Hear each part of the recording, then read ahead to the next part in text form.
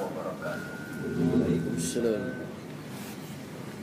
Marilah sama-sama kita membuka majlis ilmu kita dengan membaca ummul kitab Al-Fatihah. A'udzubillahi minasyaitonir rajim. Bismillahirrahmanirrahim.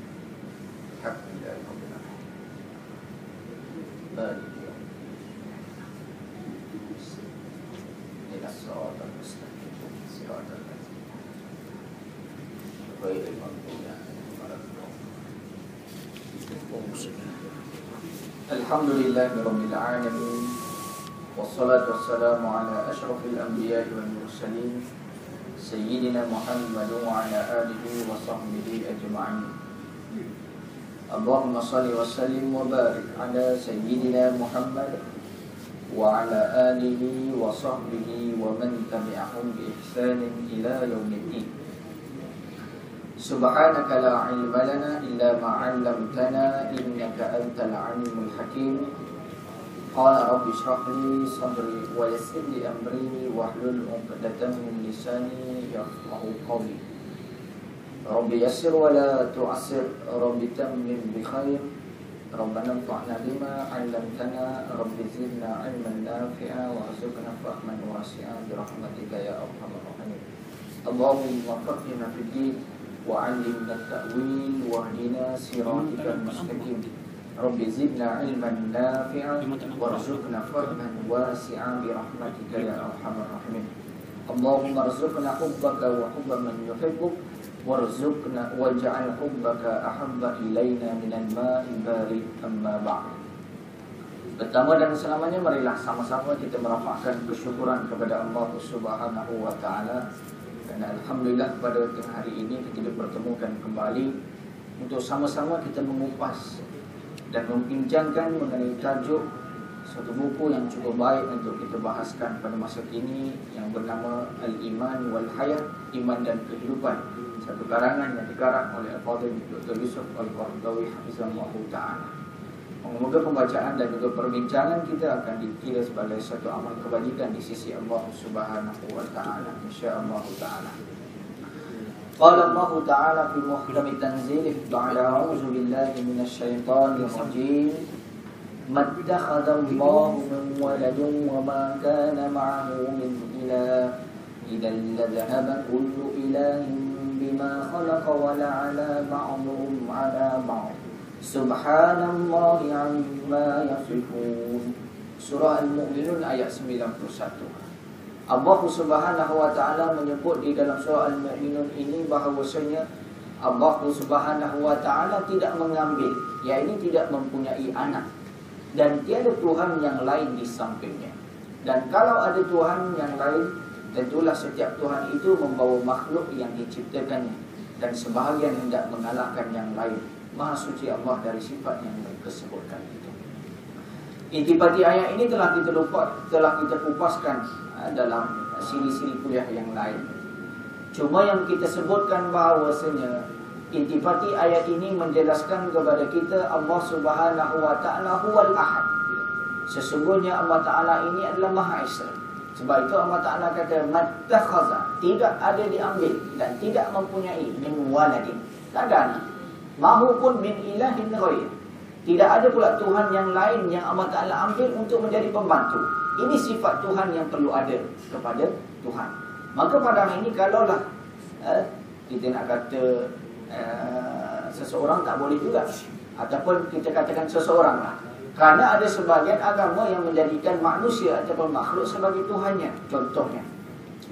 Maka kita mengatakan sekiranya dia menjadikan Tuhan tersebut sebagai Tuhan, maka tidak layak bagi Tuhan tersebut untuk mendapatkan pertolongan.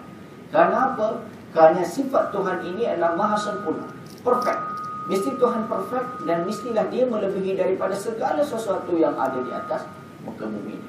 Sekiranya Tuhan tersebut ada kekurangan, maka ini adalah satu sifat yang tidak layak kepada Tuhan tersebut. Maka setelah kita bahaskan beberapa minggu lepas, begitu juga dengan minggu lepas, mengenai keesaan Allah Subhanahu wa ta'ala ini, maka pada minggu ini kita akan masukkan pembahasan mengenai keesaan Allah Subhanahu wa ta'ala, tetapi dari segi kita beriman dengan kita meyakini sifat-sifat yang telah disabit ataupun telah yang telah disabitkan ataupun telah disifatkan kepada zat Allah Subhanahu wa taala. Maksud daripada hari ini, keimanan yang kita nak wujudkan pada hari ini ialah kita meletakkan keimanan tersebut bukan hanya sekadar kita mengatakan Allah Ta'ala ini Tuhan, hanya Allah Ta'ala ini Esa, tetapi kita akan menyatakan keesaan Allah Subhanahu wa taala dengan kita terus menyatakan bahawasanya Allah Subhanahu wa taala ini maha sempurna pada sifat-sifatnya. Qala al-musannifu hafizahullah taala, pengarang mengatakan di sini, iman kepada Allah Ta'ala di samping mengakui bahawa Allah itu ada dan Maha Esa. Ini kita katakan. Minggu-minggu lepas kita dah bahaskan bahawasanya Allah Ta'ala ini Esa. Maksud Esa ni satu, tak boleh ada dua dan tidak ada boleh selebih daripada itu. Maka kita mengatakan bila Allah Ta'ala ini sudah kita nyatakan dan kita telah pastikan Allah Ta'ala ini Maha Esa, juga perlu kita mempercayai sifat-sifat kesempurnaan yang ada pada Allah Ta'ala. Maksud dia dinamakan mafhum mukhalafah.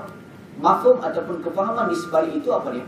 Sekiranya pada hari ini kita meyakini Allah Ta'ala itu Esa, tetapi kita tak meyakini pada sifat-sifat terhadap Allah Ta'ala, boleh tak ataupun bolehkah kita dinilai sebagai seorang yang beriman? Maka jawapannya sudah tentu tidak. Kerana kita telah meyakini bahawasanya Allah Ta'ala itu sebagai Tuhan, sebagai Esa. Belum cukup lagi sekiranya kita tidak meyakini Allah Ta'ala itu maha sempurna. Contoh saya buat analogi. Kita yakin Allah Ta'ala itu Esa, kita tak sembah apa-apa, tetapi dari segi aspek kita kata Allah Ta'ala ni dia kurang maha penyayang, contoh. Boleh. Sebab sifat Ar-Rahman dan juga Ar-Rahim Allah Ta'ala ini, dia maha. Maha ini maksudnya meliputi segala-galanya. Bila kita sudah ada perasaan ragu-ragu, Allah Ta'ala ni macam tak sayang saya je, contoh. Ataupun Allah Ta'ala ini hari ni kenapa tak beri rezeki lebih kepada aku ni, kedekut ke, contoh. Maka ucapan-ucapan begini boleh menjejaskan akidah sebagai seorang umat Islam. Contoh kita katakan pada ini, kita ni seorang peniaga, minta maaf kalau ada peniaga, contoh kita katakan kita seorang peniaga nasi lemak ataupun kita peniaga kuih mu. Jadi kita punya target market ataupun kita punya jualan pada setiap hari, kuih mesti 50 biji, contohlah kita katakan. Dan kita telah berhempas pulas, maksudnya kita dah usaha, kita buat segalanya, kita ikut perintah Allah Ta'ala. Tiba-tiba hasil yang kita dapat pada hari, contoh waktu hujan, orang tak boleh nak keluar beli kuih, contoh. Lalu yang kuih hanya laku adalah 20 biji saja, maka 30 tak laku. Maka timbul contoh yang berlaku, contoh kita katakan analogi dia. Maka bila timbul, Allah Ta'ala ni zalim ke, kedekut ke pada hari ni? Subuh dah sembahyang, qiyamul sekejap dah jadi, kemudian tutup aurat, jual beli pun dalam keadaan baik dan sebagainya. Tapi kenapa ini tak bagi lebih? Tak patut. Kita mula persoalkan sifat kemurahan Allah Ta'ala. Kerana apa? Disebabkan ujian yang Allah Ta'ala cuba timbulkan kepada diri kita. Sebab itu dalam bab sifat ini kita perlu menyatakan secara pasti Allah Ta'ala itu maha pemurah, Allah Ta'ala maha penyayang. Dan Allah Ta'ala sebut juga dalam ayat Quran bahawasanya mafhumnya sesungguhnya ujian yang Allah Ta'ala berikan kepada diri kita, sama ada itu sebagai satu ujian peningkatan keimanan ataupun ujian untuk mengkafarah ataupun menghapuskan dosa-dosa kita. Sebab itu kita kena yakin. Bila kita timbul perasaan sebegitu, menyebabkan pada hari ini kita ragu-ragu dengan zat dan juga kuasa Allah Ta'ala. Kita mula buat perbandingan. Saya sembahyang subuh berjamaah, buat qiyamul lail, orang lain tak sembahyang tapi dia berniaga waktu sama-sama dengan saya, tapi kuih dia laku. Contoh kita buat perbandingan. Maka kita mula persoalkan ketaatan yang telah kita laksanakan dengan imbuhan yang Allah Ta'ala bagi. Benda ini benda yang berat dan tidak boleh kita laksanakan. Sebab itu saya pernah sebutkan di sini bahawa Ibnu Athaillah As-Sakandari menyebutkan kata-kata hikmahnya. Dalam kata-kata hikmah yang pertama, dia kata min alamatil i'timadi 'alal amal. Di antara ciri-ciri manusia hamba Tuhan yang bergantung pada amalan kebajikan. Maksudnya berkira dengan amalan kebajikan. Nuqsanur raja' 'inda wujudis salah. Dia akan mula kurang berharap kepada Allah Ta'ala bila dia melakukan suatu dosa. Analogi yang tadi kita gunakan, si fulan dia meniaga kuih macam saya juga, acuan sama juga, harga sama juga macam saya, tetapi dia tak sembahyang subuh. Contohnya, saya sembahyang subuh berjemaah tadi, berjemaah pula, sempat wirid bersama jemaah, tetapi kenapa perniagaan saya merosot pada ini? Mula pertimbangan. Pertimbangan apa? Aku diuji pada hari ini, kuih tak berapa nak laku, sedangkan orang lain laku, sedangkan dia dalam keadaan kemaksiatan, dia meninggalkan solat contohnya. Maka mula mengira dan juga berkira dengan Allah Ta'ala. Aku dah melaksanakan ketaatan, kenapa Allah Ta'ala tak pandang? Maka sebab itulah benda ini perlu kita fahami. Sesuatu perkara yang Allah Subhanahu Wa Ta'ala ciptakan dan juga Allah Ta'ala tentukan, pasti ada hikmah di sisi Allah Subhanahu Wa Ta'ala. Di antaranya bahawa Allah mengetahui segalanya. Di antara sifat Allah Ta'ala alim. Allah Ta'ala mengetahui sesuatu perkara. Tiada yang tersembunyi baginya barang sesuatu pun. Sebab itu Fudail bin Iyad, kalau saya salah minta tegur. Seorang ahli sufi menyebutkan bahawa sekiranya kamu nak buat maksiat, sila cari di mana tempat yang boleh buat maksiat, tetapi tempat tersebut bukan milik Allah Ta'ala. Cari. Maksudnya kalau Allah Ta'ala maha alim, maha bijaksana dan juga maha mengetahui, tidak ada satu ruang pun di atas muka bumi, hatta di mana-mana sekalipun kita nak buat maksiat. Kerana apa? Kerana ini semua milik Allah Subhanahu Wa Ta'ala. Contoh kita kata orang datang rumah kita. Syarat datang rumah kita, kita katakan bahawasanya nak masuk rumah saya mesti menutup aurat. Maka syarat yang kita letakkan itu sebagai syarat yang kita letakkan secara peribadi sebagai tuan rumah. Maka bila dia duduk di luar rumah, dia tak boleh nak ikut syarat tersebut kalau dia tidak beriman kepada Allah Ta'ala lah. Kalau dia beriman, dia yakin dan percaya bahawa mana-mana tempat dia kena tutup aurat, kecuali dalam rumah sendiri contoh. Maka orang tersebut dia boleh orang tersebut dia terpaksa menutup aurat di dalam rumah dia. Maka di luar tak apa. Tetapi dalam kaedah yang dibawa oleh Fudail, dia kata mana-mana tempat yang bukan milik Allah Ta'ala, sila buat maksiat. Maka kalau kita cari ada, benda ini tidak ada. Maka sebab itu alim mengetahui Allah Ta'ala ini, dia mengetahui dari segi benda yang nampak maupun tidak nampak. Tonton yang dirahmati Allah Ta'ala, kalau kita lihat dalam kaedah Islam ini cukup cantik. Kenapa saya kata begini? Kita buka mana-mana kita akhlak Islamiah, pasti akan membahaskan mengenai akhlak zahir dan juga akhlak batin. Mana-mana kita akhlak, sama ada kita akhlak yang rendah ataupun kita akhlak yang tinggi, dia pasti akan membahaskan akhlak dari segi zahir dan juga batin. Kenapa saya kata cantik dan juga indah? Sebab Islam cukup menjaga kepribadian dan juga hak yang mana patut kita tunaikan kepada Allah Ta'ala. Akhlak zahir kita katakan pada hari ini. Bila akhlak zahir ini ucapan kita, perbuatan kita dan sebagainya. Perbuatan kita terhadap manusia, terhadap binatang ataupun makhluk-makhluk yang lain. Maka Islam telah menjaga diri kita supaya tidak terlanggar hudud ataupun batasan yang telah diletakkan dalam hubungan sesama manusia. Hak jiran kita, parking dia memang itu parking dia, kita masuk ke tempat parking depan garaj dia contoh, maka kita telah melanggar hak dia tanpa kebenaran contoh. Maka Islam secara zahir telah menjaga. Batin ada ustaz? Batin ada. Maksudnya dalaman. Islam melarang diri kita dari segi namimah ataupun ghibah. Maksudnya perasaan-perasaan kita mula merasakan khawatir ataupun lintasan-lintasan untuk kita mengutuk sahabat kita. Kadang-kadang lintasan tersebut membawa kepada reaksi muka. Duduk sebelah kawan yang kita tak tahu apa nak suruh. Mula kita buat muka sememeh. Sememeh tau sememeh. Saya pun tak tahu bahasa sememeh, maksudnya muka tak berapa nak suka lah. Muka tak berapa nak suka. Oh yo lah. Dia tak cakap, dia cakap dalam hati. Oh yo budak ni. Maka dari segi batin sekalipun Islam melarang. Ini cantiknya Islam. Zahir pun orang nampak, bila orang nampak orang boleh tegur. Tapi dalam siapa nak tegur? Ada orang tahu kita sedang ni. Ada orang tahu saya tengah fikir apa tentang tuan-tuan. Apa yang tuan-tuan fikir terhadap saya contohnya. Tak ada. Sebab itu Islam masih menjaga bab dalaman. Ini cantiknya Islam. Yang mengajar kita bahawasanya sama ada orang nampak ataupun tidak nampak, peribadi kamu perlu ikut dan juga perlu melalui bagaimana yang telah Islam letakkan. Dia maha kuasa dan sanggup melaksanakan segala kehendaknya. Dari segi sifat kudrah Allah Ta'ala, Allah Ta'ala ini dia maha kuasa. Dalam tuan-tuan kalau belajar dalam ilmu tauhid, bab sifat kudrah, bab sifat iradah dan juga bab sifat ilmun, ini sifat tiga-tiga yang ada keterikatan di antara satu sama lain. Contoh kita katakan Allah Ta'ala ada ilmu, Allah Ta'ala maha alim, iaitu maha mengetahui. Allah Ta'ala tahu nak buat sesuatu, Allah Ta'ala tahu nak buat manusia, Allah Ta'ala tahu nak buat perkara tersebut, tahu. Tetapi Allah Ta'ala tidak berkehendak. Adakah tahun tersebut Allah Ta'ala nak ceritakan, Allah Ta'ala ada pengetahuan mengenai penciptaan manusia ataupun haiwan, boleh tercipta sekiranya Allah Ta'ala sendiri tidak berkehendak, maka tidak akan jadi. Sebab itu sifat ilmu tersebut memerlukan kepada kehendak Allah Ta'ala. Kalau Allah Ta'ala tak nak cipta kita pada hari ini, ada masalah? Tak ada masalah. Wajibkah Allah Ta'ala cipta kita pada hari ini? Kita ambil analogi seorang ibu yang mengandung, dah syarat 9 bulan jaga pantang larang, air selusur, air selusur, kemudian jaga semua pantang larang.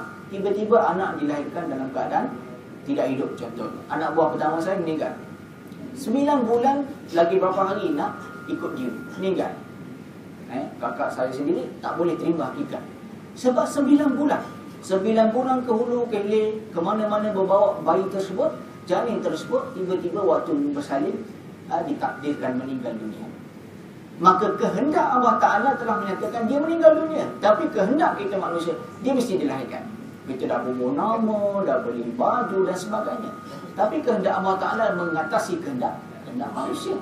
Maka kehendak manusia ini tidak boleh mewajibkan kepada Allah Ta'ala untuk menyatakan kehendak kita. Kita nak bayi tersebut, tak boleh.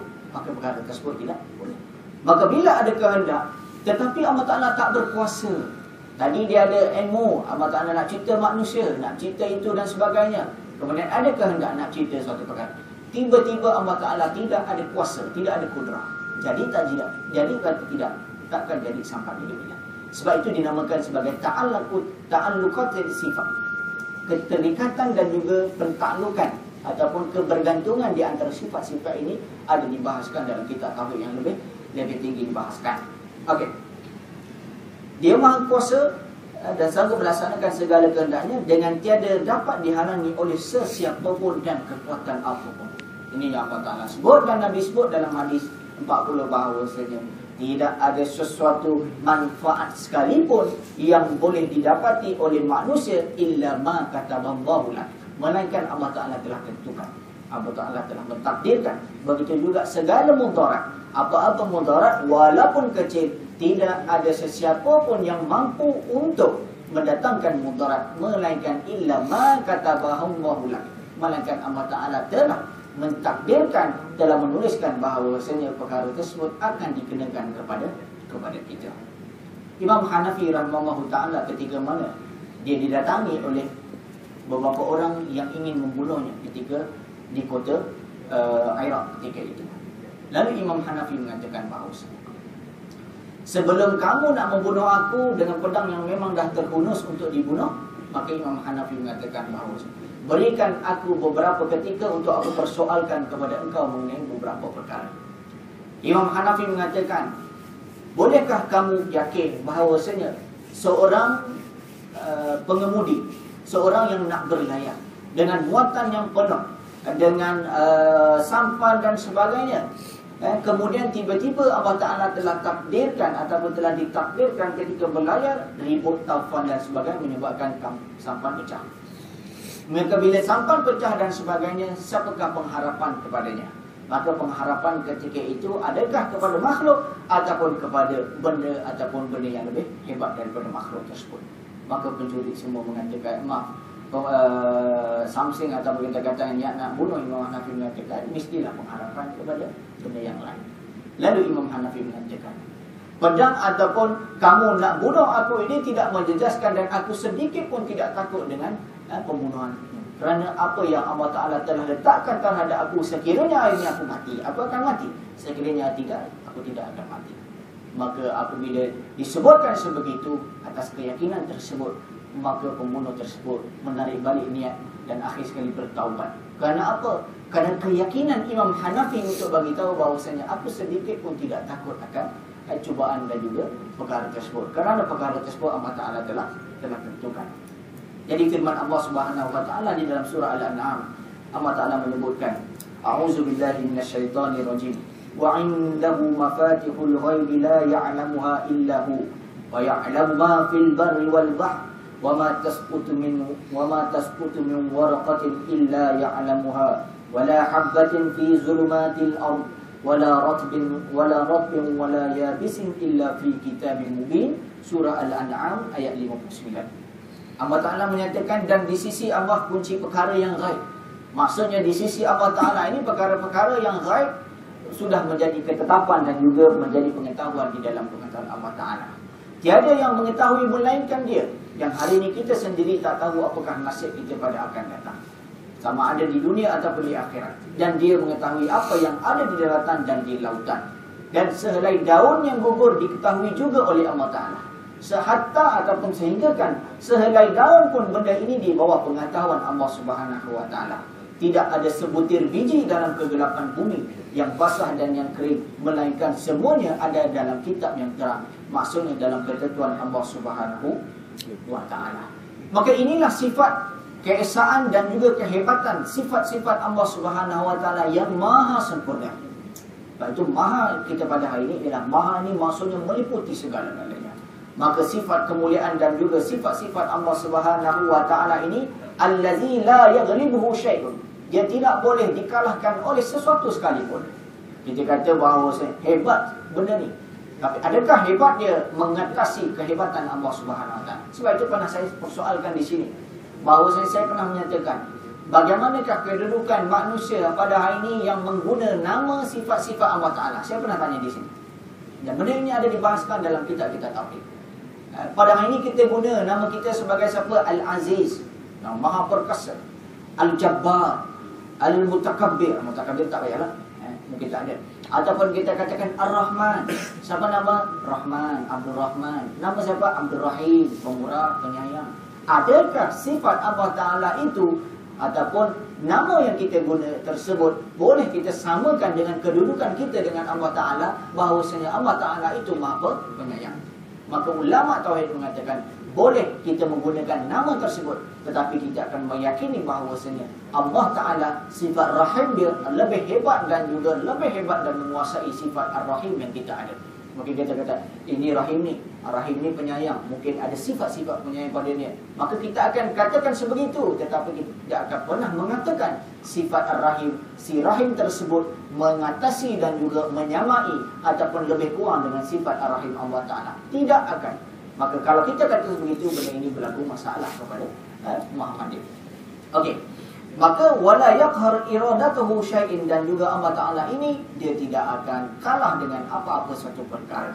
Maka sebab itu kita katakan di dalam surah Al-Imran, Ali Imran ayat ke-26, Qulillahumma malikal mulki tu'til mulka man tasha' wa tanzi'ul mulka mimman tasha' wa tu'izzu man tasha' wa tudhillu man tasha' biyadikal khair innaka 'ala kulli syai'in qadir. Katakan wahai Tuhan yang mempunyai kerajaan, kekuasaan, Engkau berikan kerajaan kepada siapa yang Engkau kehendaki, dan Engkau ambil kerajaan dari siapa yang Engkau kehendaki. Engkau muliakan siapa yang Engkau kehendaki, dan Engkau rendahkan siapa yang Engkau kehendaki. Di tangan Engkau segala kebaikan, sesungguhnya Engkau kuasa atas segala sesuatu.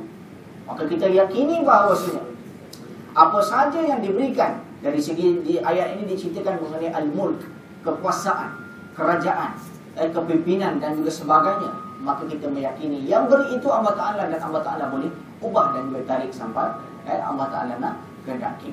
Maka benda ini perlu kita faham supaya apa? Kita yang duduk sebagai pemimpin keluarga, contoh sebagai seorang suami, kita tidak mempunyai kuasa yang mengatasi kuasa Allah Ta'ala. Maksudnya kita tak boleh buat suka-suka dengan keluarga kita.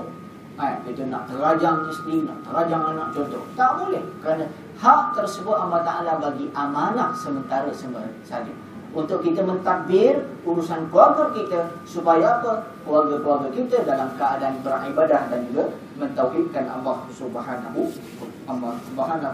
wa Ta'ala. Perkara yang seterusnya,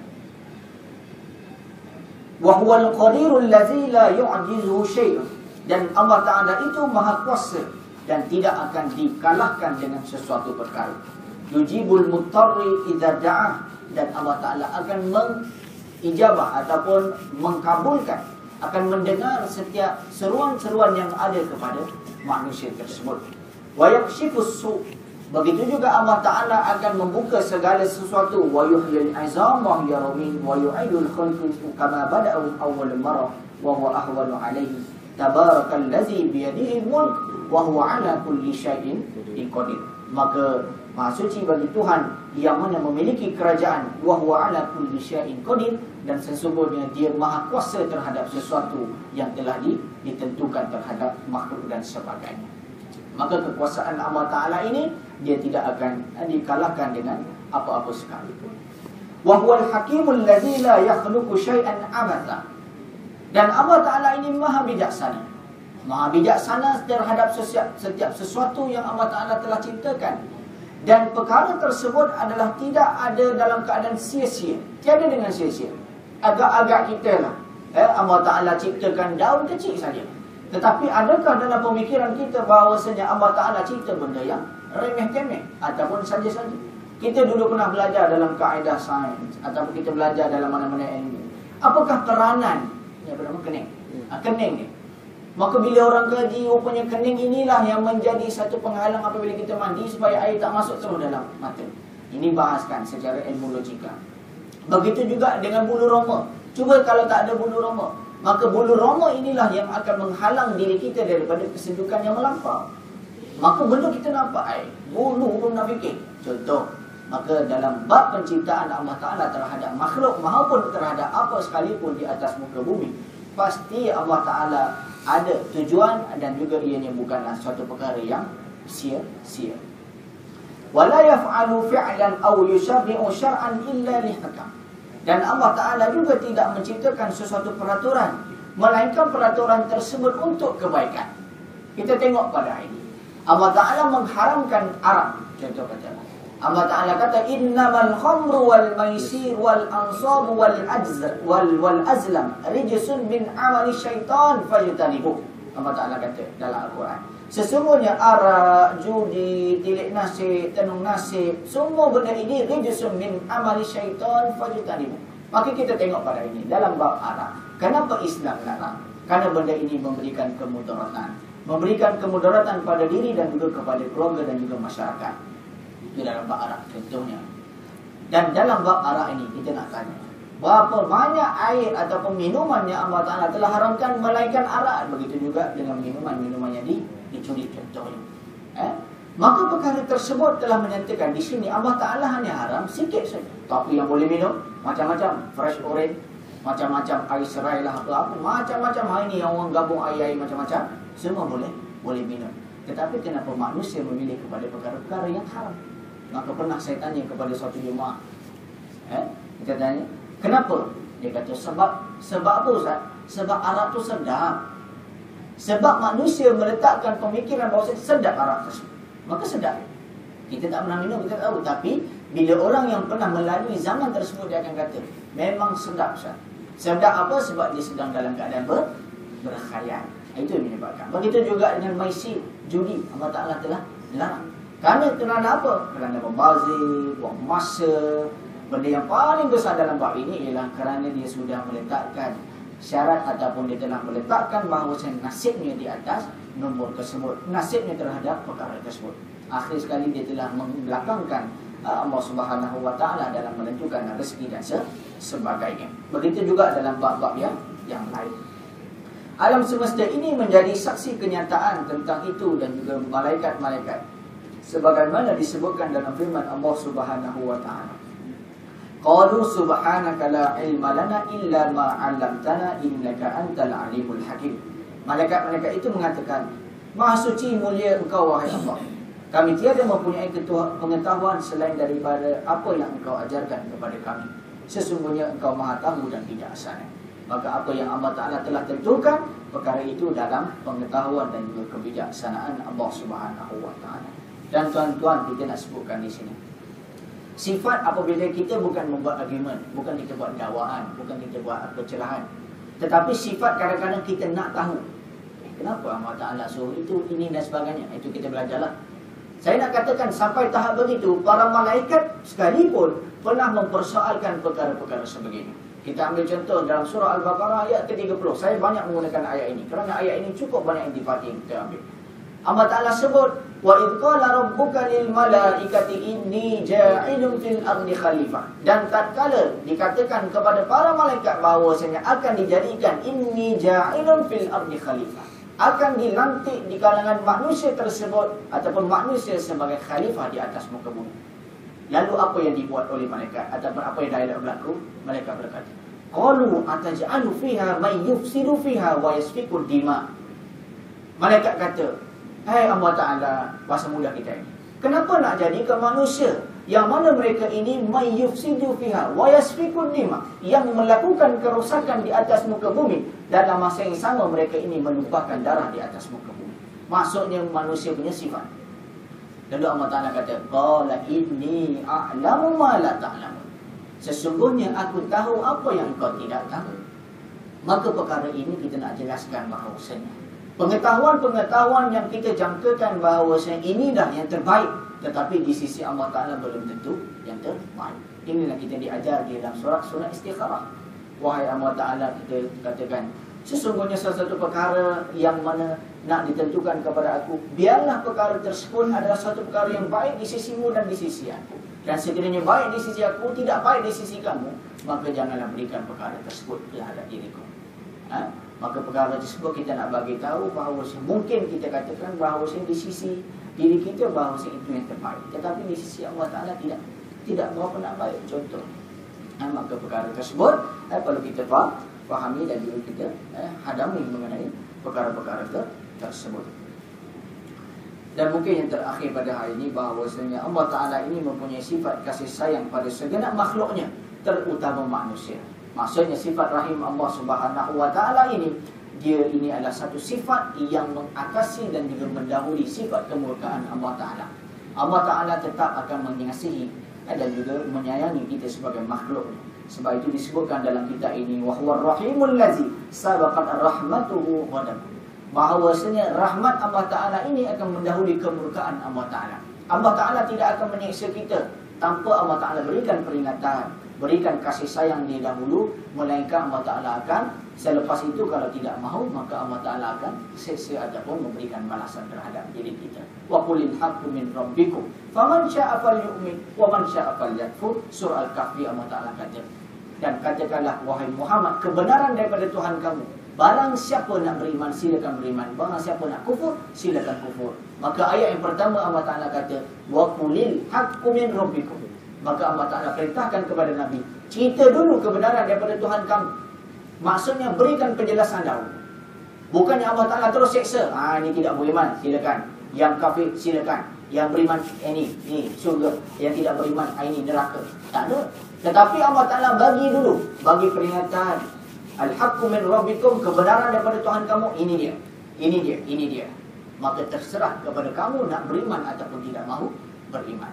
Maka penjelasan ini nak bagi tahu bahawasanya sifat sayangnya Allah Ta'ala kepada kita. Allah Ta'ala bagi peringatan. Dan peringatan ini tuan-tuan, janganlah dan kita minta jauh dan juga simpang bahawasanya peringatan yang Allah Ta'ala bagi kepada kita dalam keadaan kita terjerumus dulu dalam maksiat, bahawa kita nak kembali kepada Allah Ta'ala. Kita minta jauh. Kerana benda-benda ini juga menjadi satu peringatan. Dan selalu yang menjadi peringatan mungkin setelah berlaku kematian, setelah berlaku musibah, kita minta jauh. Biarlah peringatan yang Allah Ta'ala nak bagi terhadap diri kita adalah peringatan yang benar-benar memberikan kesan, dan peringatan tersebut adalah peringatan yang baik. Contoh kita katakan tergerak dalam hati, rasa tak sedap, rupa-rupanya lama sangat tak sembahyang tahajud contoh, maka peringatan yang baik. Begitu juga dengan peringatan yang lain. Tetapi kalau Allah Ta'ala telah tentukan perkara-perkara tersebut, maka kita redha dan kita mengambil peringatan tersebut untuk kita sahut dan juga untuk kita laksanakan kita punya pengampunan dan juga taubat kita kepada Allah Subhanahu wa Ta'ala. Saya rasa sekadar itu saja untuk tengah hari ini, sebagai mengisi ruang zuhur dan juga time berehat kita, untuk kita mendengar sedikit perbincangan mengenai keimanan dan juga kehidupan, bagaimana hubungan kait di antara perkara tersebut, supaya pada hari ini dan seterusnya kita faham apa sahaja yang kita buat selama 24 jam pada setiap hari, benda tersebut ada kaitan dan juga ada milik di sisi Allah Subhanahu wa Ta'ala dan juga dalam agama kita. Aku liqali hadza wa astaghfirullahal azim li wa lakum wa lisairil muslimin wal muslimat fastaghfiruhu innahu huwal ghafurur rahim. A'udzubillahi minasyaitonir rajim. Bismillahirrahmanirrahim. Alhamdulillahirabbil alamin. Wassalatu wassalamu ala asyrafil anbiya'i wal mursalin. Sayyidina Muhammad wa ala alihi wa sahbihi ajma'in. Allahumma rzuqna hubbaka wa hubba man yuhibbuk warzuqna waj'alna hubbaka ahabba ilayna minal ma'i barid. Allahumma faqihna fid din wa 'allimna at-ta'wil wa hdina siratal mustaqim. Rabbi zidna 'ilman nafi'an warzuqna fahman wasi'an bi rahmatika ya arhamar rahimin. Rabbana waj'alna minal mustami'in minal ladzina yastami'una al-qawla fayattabi'una ahsana. Rabbana atina fid dunya hasanah wa fil akhirati hasanatan wa qina adzabannar. Wassallallahu ala sayyidina Muhammad wa ala alihi wa sahbihi wa barakatuh. Alhamdulillahirabbil alamin. Kita dua kali membaca tasbih kafarah dan bersolat. Subhanallah wa bihamdika asyhadu an la ilaha illa anta astaghfiruka wa atubu ilaik. Bismillahirrahmanirrahim. Wa nasrul insana fi bismillahirrahmanirrahim. Wa tawasaw bil haqq wa tawasaw bis sabr. Wassallallahu ala sayyidina Muhammad wa ala alihi wa sahbihi wa barakatuh. Alhamdulillahirabbil alamin. Assalamualaikum warahmatullahi wabarakatuh.